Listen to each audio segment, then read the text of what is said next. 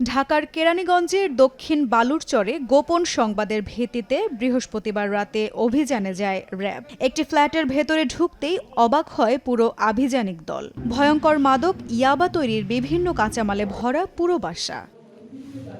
বিশেষ মেশিনের সাহায্যে তৈরি করা হতো ইয়াবা। উদ্ধার হয় প্রায় ২,০০০ পিস ইয়াবা ট্যাবলেট। আটক করা হয় এক নারীসহ ৪ মাদক কারবারিকে।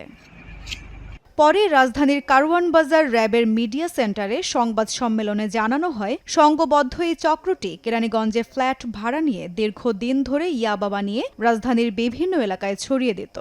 তাদেরই তৈরি বেশ কিছু কয়েকটা সেগমেন্ট ছিল এবং এটা তারা পার্শ্ববর্তী কামরাঙ্গীচর থেকে শুরু করে পুরান ঢাকায় মূলত এদের ব্যবসার চেইনটা মূলত তারা মেনটেন করে।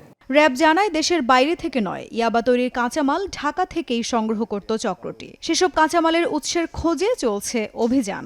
বাংলাদেশে যে তৈরি হচ্ছে এই জিনিসটা আমরা সরাসরি উদ্ভাবন করেছি এবং আমরা সেটাকে ডিসকভার করার পরে সেটা ডকুমেন্টেড ওয়েতে সেটা প্রডিউস করেছি।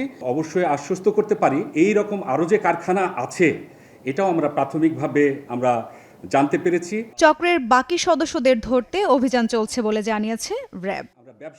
মাধবী তন্নি, সময় সংবাদ, ঢাকা।